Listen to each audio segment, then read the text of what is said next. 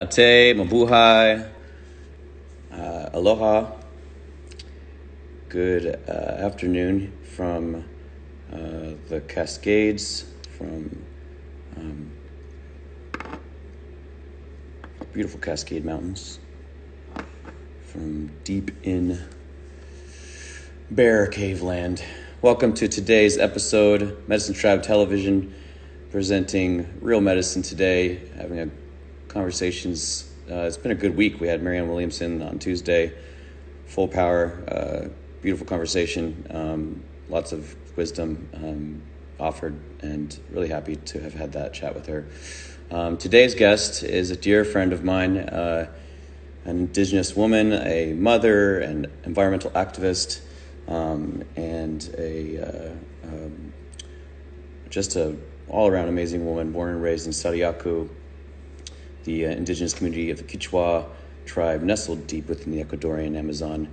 And she is going to talk to us today and update us about how her communities and families are doing down there, as well as just give us some good Nina-isms, let's say. All right, let's find her on here. Come on in, everybody. Welcome one and all.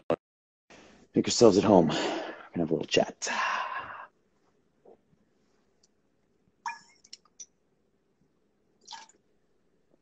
Hey, comadre. Hi, compa. Good to see you. Yes, good to see you too. How are you? I'm good today. Yeah, today's a good day. I'm giving myself the opportunity to go slow, and how well it feels for things. It's still new moon, you know. How are you feeling? It's late over there. Thanks for taking.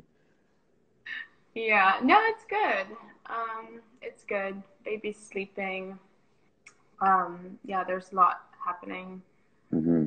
I think, in the world, so it's exhausting in a way, but I'm really grateful for everything that,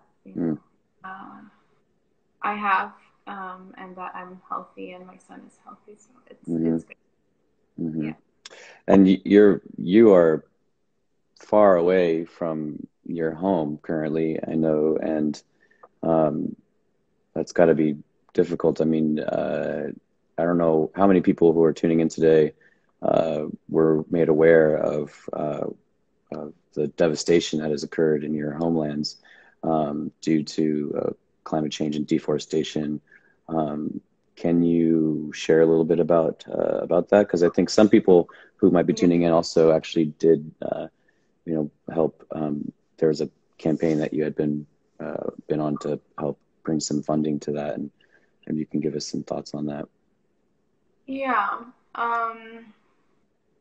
Yeah, so yeah, I'm in Sweden right now, and it's on the other side of the world from home. I have my parents and my entire family back in the Amazon.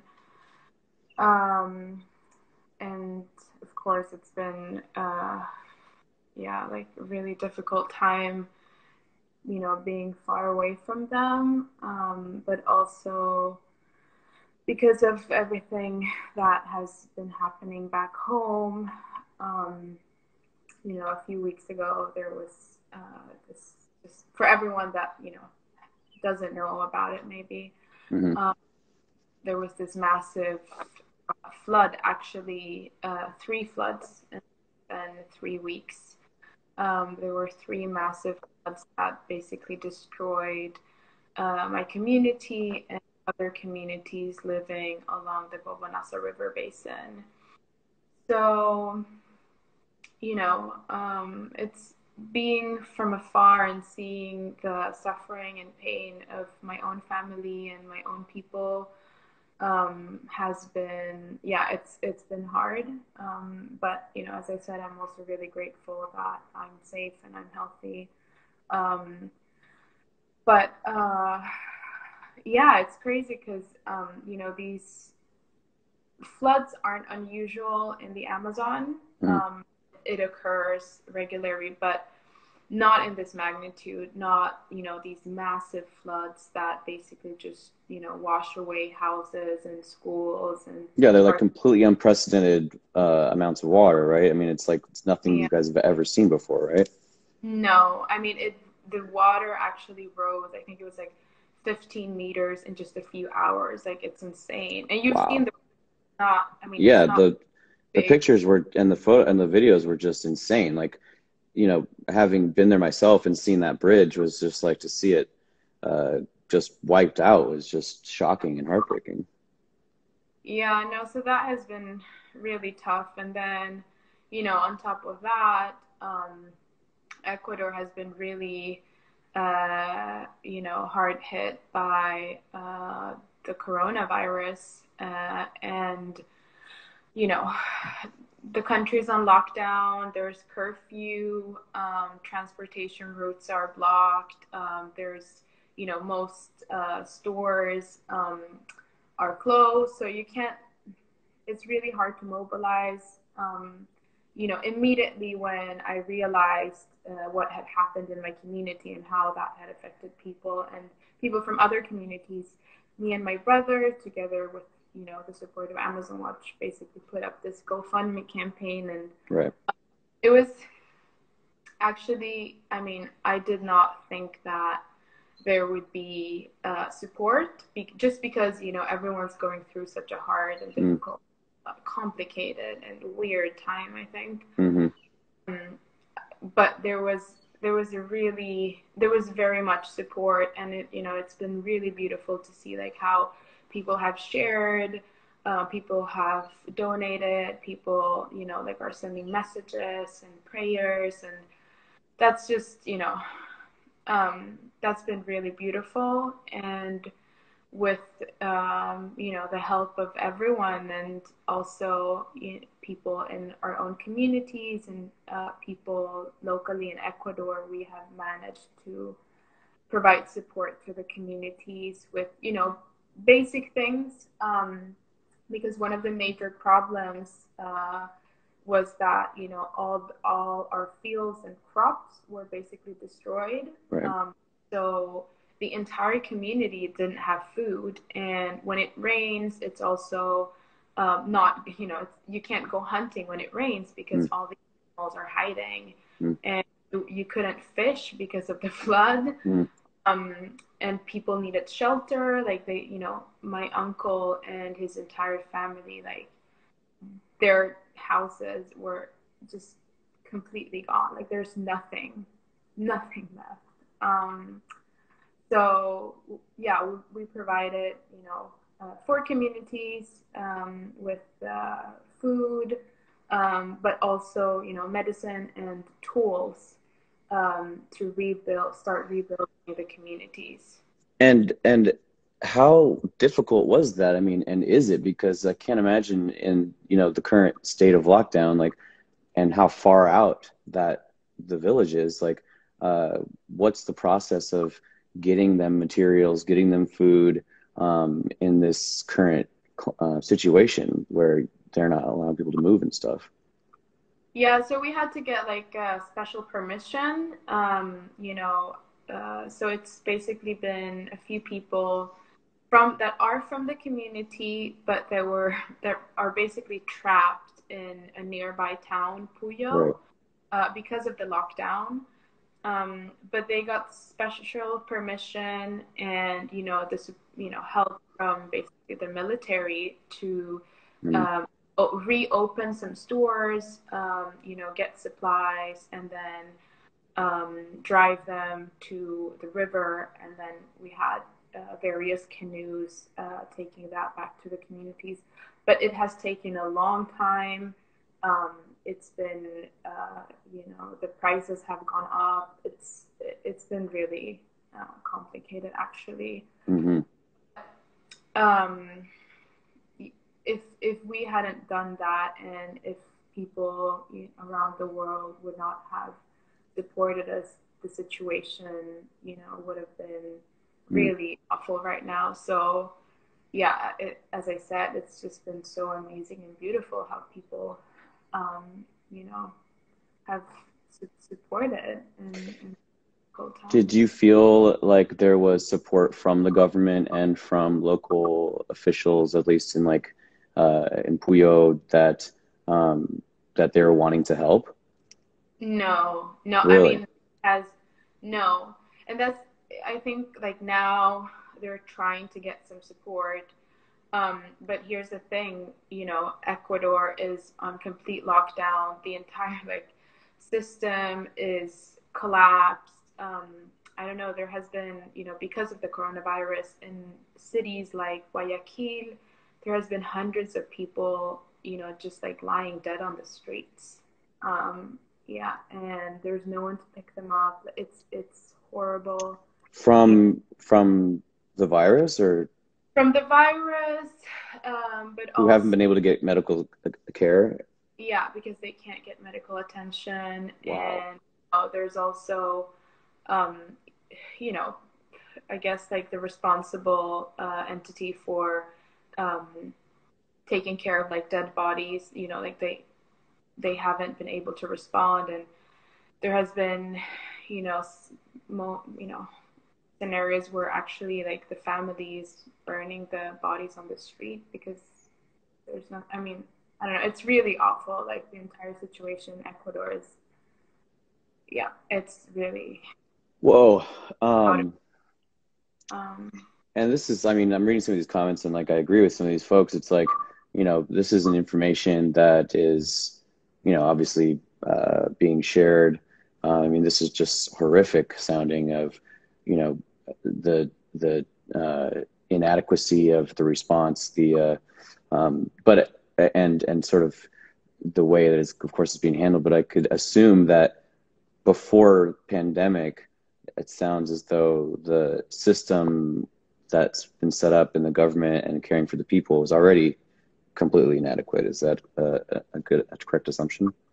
absolutely, yeah, totally. I mean, like when I realized what was happening in Europe, how fast the virus was spreading across Europe, I immediately thought of, Ecuador and other Latin American countries that have, a huge amount of, inequalities and Mm. um, just like not a good system.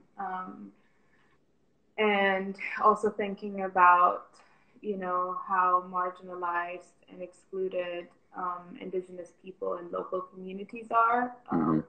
live off the land, and how this pandemic could affect indigenous people in a really really severe way. I mean, it's already affecting you know regular people in Ecuador, Hmm.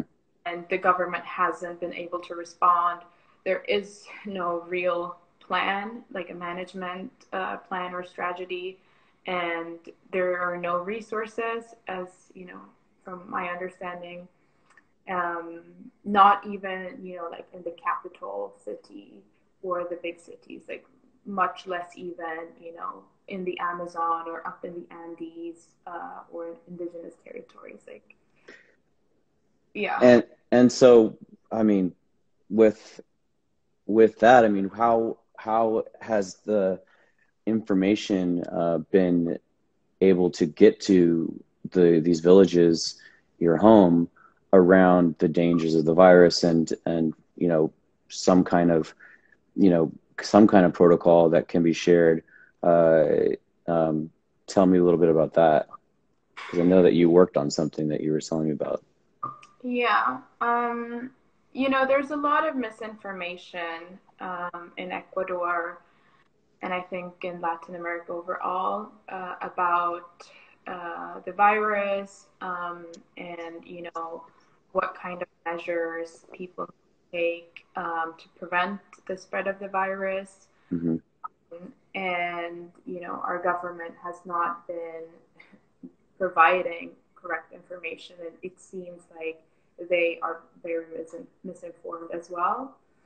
Um, so, and another thing is if we look at like the general recommendations of the World Health Organization or other health institutions, they are very much, applied on, like an urban lifestyle, Right. The cities, but they don't like have in mind, community life Right. and indigenous people's way of life. So that was one of my great concerns, like, what if we tell people in the community? I mean, first of all, it's really difficult to get information out there, but Right. second, if they do get it and it's not adapted to their reality, like, it will be for nothing. It doesn't translate. No, so I mean, like, for example, like, we share a lot of, like, when we drink the chicha, like, 30 people drink from the same Right. Yeah. mocha, and so if you tell people to wash their hands, but you're not telling them not to share, the mokawa between families, then it's of no use. So basically, what I did together with the indigenous movement in Ecuador was to take these recommendations and translate them. Not just translate them from one language to another, but translate the content of it to our indigenous cultures, basically. So like I don't know, cultural translation. Sure. Or Yeah. and we created, like a draft protocol, and really specific and basic recommendations for protection of the territory, prevention, and, management. And that even includes, what to do if someone gets sick with coronavirus, what to do if someone dies of it. And it has been really difficult, conversations that we've had to have, with my indigenous relatives. Mm-hmm. But then this was presented to the Pan American Health Organization, and they thought this was really good. So wait, so basically, sorry to interrupt you, but I just wanted to get this straight. So you spent what, like, I mean, how long did it take you to translate this information and put it all into a document to present? I mean, it took us a few days maybe, but we did a long one and a short one. So it Okay. kind of on like how, but then has been a lot of work back and forth, like the OPS, no, the Pan American Health Organization had to, they had to review it and make sure that, Right. still it's good. And yeah, so basically, like, the indigenous movement is working with them right now to create, information, take information that already exists, translate it, both into different languages, but also, the different cultures and cultural practices, way of life. There's a lot of things that need to be done. But I think, a very important part of this work is to inform people and give them correct information so, people can make good decisions and take care of themselves and take care of others. I think that's, super important. So that's basically what we've done. And so what does it actually say in it, in a sense where, how do they approach, or how do you approach dealing with something like coronavirus in a small village, in many small villages, who are literally trying to rebuild their homes right now? Like, sounds like it's nearly impossible. It's really difficult, because, in order to like rebuild the communities, we work together in big families, and we work together in community. The entire community gathers, and the Minga. The Minga. They build up, one family's home and then the other family's home, etc. But like, until now, the virus hasn't reached our community yet. Mm-hmm. But we really need to be aware of that, which is why, big gatherings are suspended. Mm.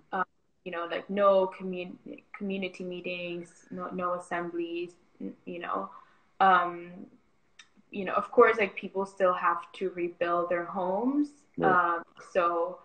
But that, I think from now, a few days, in a few days, like that needs to be suspended as well. But, one of the things right now is also to not let foreign people or people that, come into the territories, people Sure. that live in the cities, etc. So that's like one very important preventative measure, but you can't isolate communities for, a very long time. Like that won't be sustainable. That's not realistic. So Mm-hmm. what we're trying to do with this, these recommendation is that they need to be realistic, they need to be sustainable, and they need to be simple enough so people can actually stick to them, one of the major problems, I think, in Ecuador, for example, is that, I don't know, like local governments are like washing the streets. They have these like tunnels for this, like, how do you say? Disinfection? No. Yeah. Mm-hmm. Disinfection? Yeah. Mm-hmm. Yeah. But that's completely ineffective. What people need to do is, keep their distance. If they go to the grocery store, they need to keep their distance. They need to wash their hands. Very simple things. If you are feeling sick, stay at home, have someone else buy food for you and leave it at the doorstep. Very simple, practical, and realistic things that people can actually do. Mm-hmm. If you start telling people things that they can't do because of A, B, C circumstances, then eventually people will not follow those recommendations. Yeah, I mean, are the leaders in your country as bad as they are in America, where it's the misinformation is so wrought within the communities where I guess I'm asking is if it doesn't sound like they're taking it in a sense seriously in ways where or they just don't have it's set up to care for people on any level, any economic level, from the cities to the villages. I mean, yeah, I think both. There's not enough resources. There's not, enough capacity. Even the governments are misinformed, and just, like the healthcare workers. Yeah, because sorry to interrupt you again. Go ahead. Oh, no. I was just remembering about, I think it's the Brazilian president is taking it not seriously at all. He's just out there taking photos with people and like shaking people's hands and like kind of making a big play on the fact that he doesn't really care or take it seriously. Yeah, I think he even was like trying to get people to like march together, like, I don't know, protest together. He's kind of a showman, though. He's like he's just insane. Yeah. That's how hard. I'm just kidding. I mean, because I was just wondering the camaraderie between the different countries. Like clearly, like what we're seeing at least on the West Coast here is like California has sort of taken the lead in sort of they weren't getting any information that was correct from DC, from our leaders, and in fact they were being made to like enter into like some kind of like draw for what is it called? It's basically put on a wait list for supplies and things that they needed to create safety for people, whether that was masks or protective gear or whatever. And so they're pitting the states against each other for for just help. And so sort of the West Coast has done this thing where, you know, they're sort of taking care of each other in a sense. Like California has, you know, sort of committed to taking care of Oregon and Washington and providing, you know, supplies and sharing information. And so is that something that you're seeing happen between the countries in a sense, or is that not even a conversation? No, I mean, I'm not there, obviously. Sure. But no, I'm not seeing that, and I haven't heard about it. What we are thinking about, you know, and what we're going to try to do is to share information both through the Pan American Health Organization, but also between, you know, indigenous organizations in other Amazon countries or other countries with indigenous people, because this material, this protocol that we created is not just for indigenous people in the Amazon, but for indigenous people in the Amazon, the coast, and the Andes. Mm-hmm. It will definitely need to be like adjusted. You know, there are certain things that, you know, maybe need to be specified for the Amazon, but that's also something that we're working on. So I think, you know, perhaps like indigenous people and indigenous movements will kind of be sharing information.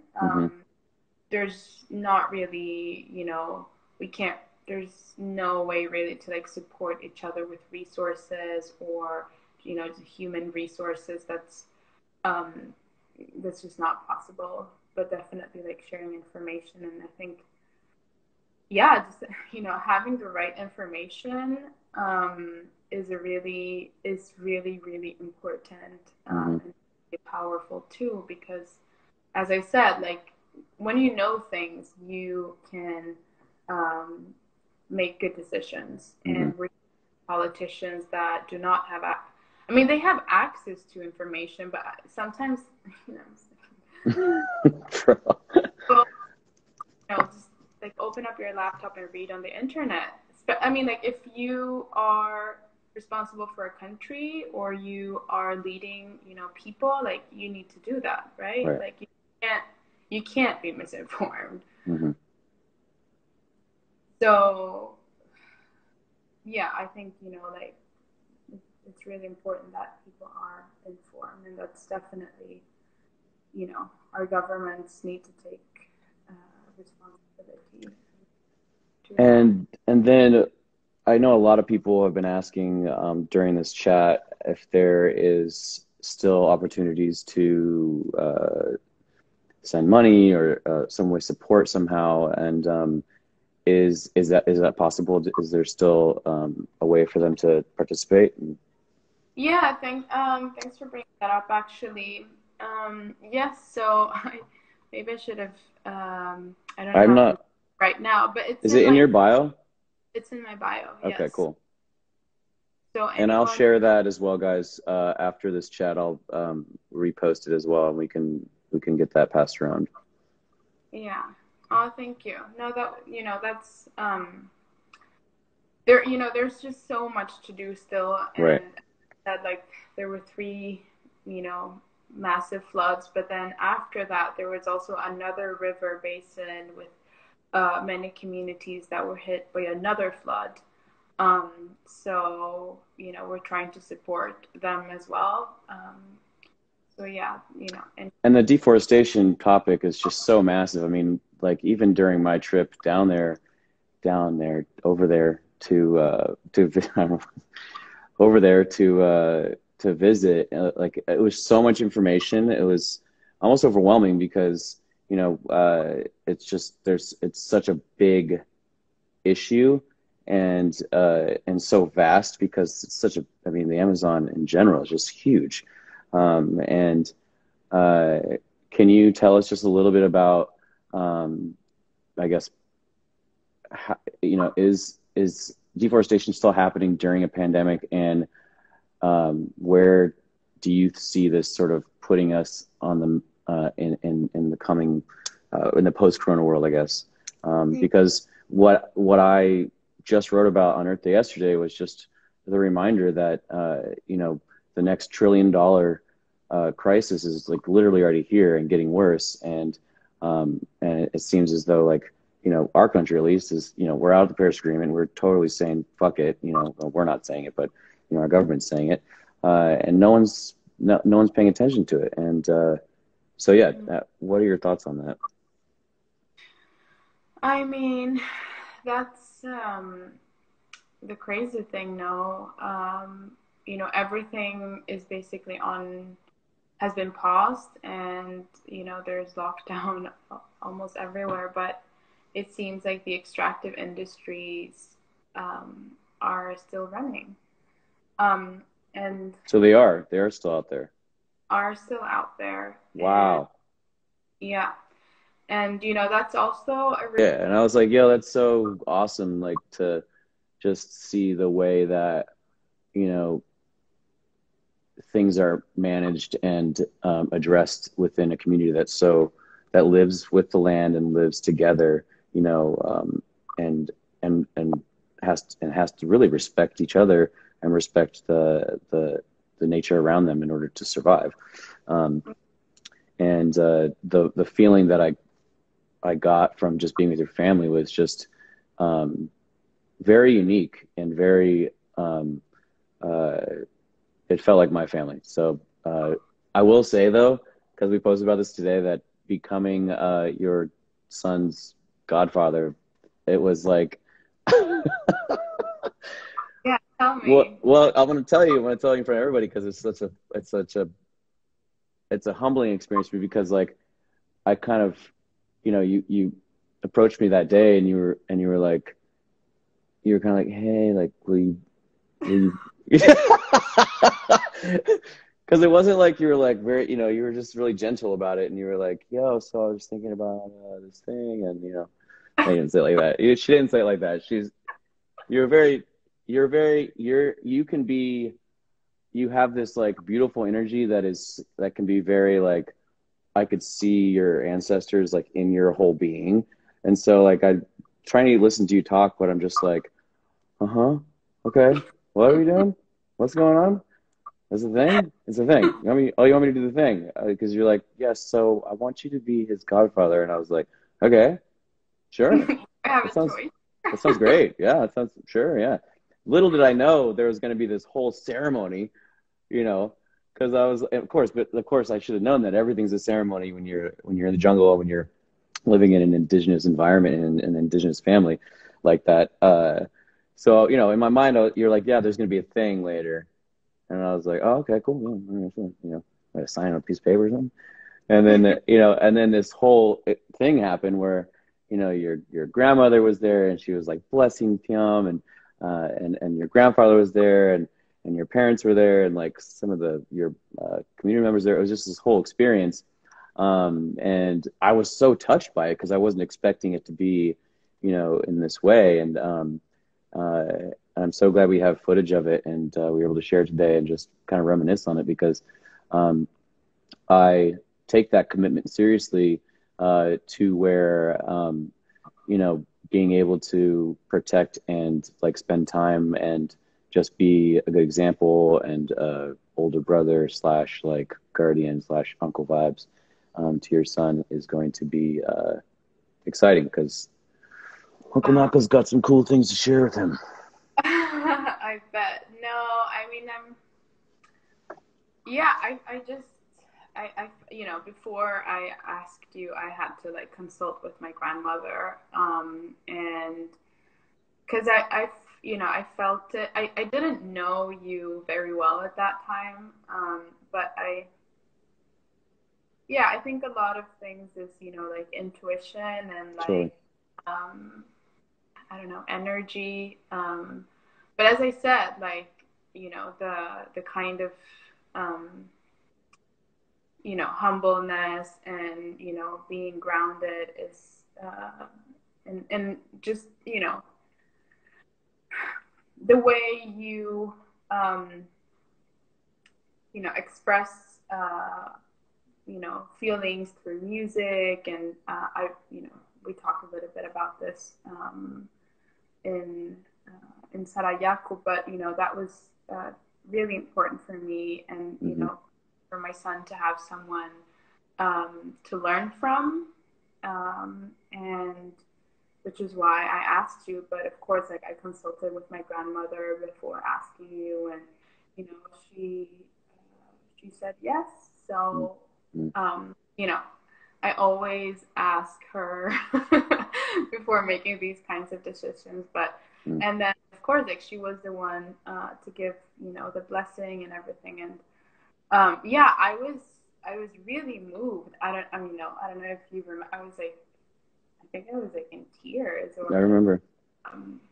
It was, yeah. I'm really happy that you came there and that you accepted to be his godfather. That's really, I don't know. I look forward to sometime, you know, being able to hopefully spend time there again.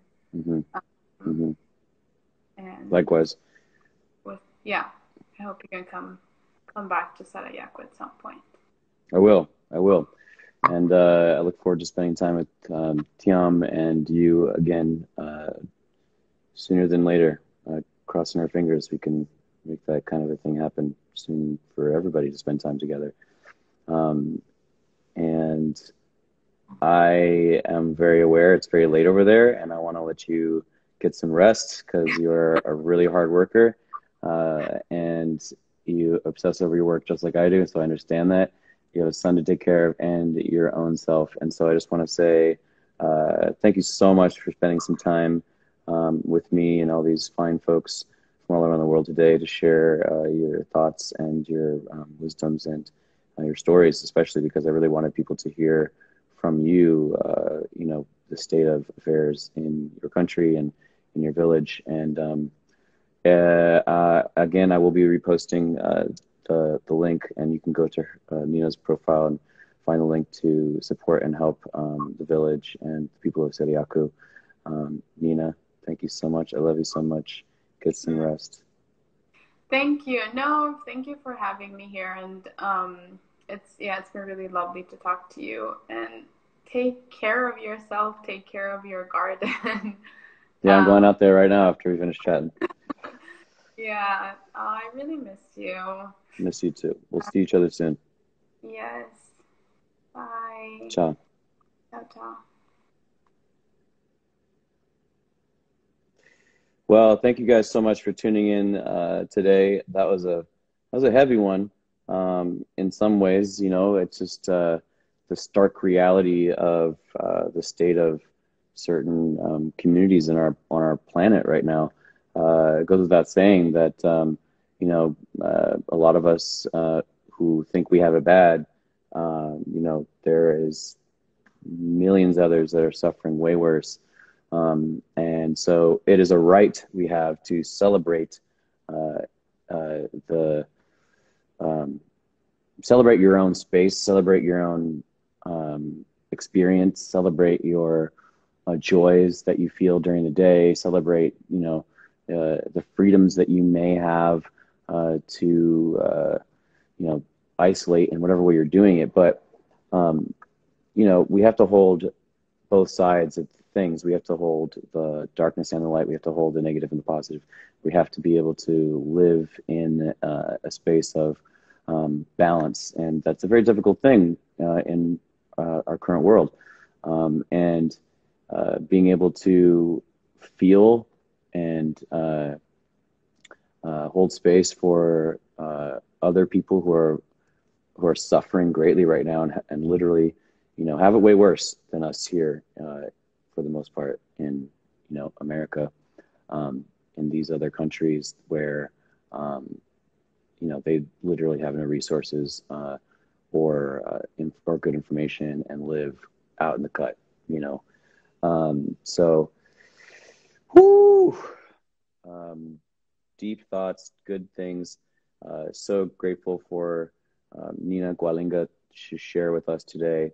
I learned a lot of stuff I wasn't aware of, and I hope you guys did too. You can go to her Instagram, Nina Gualinga, and find the link there, and I will also post it after I get off here.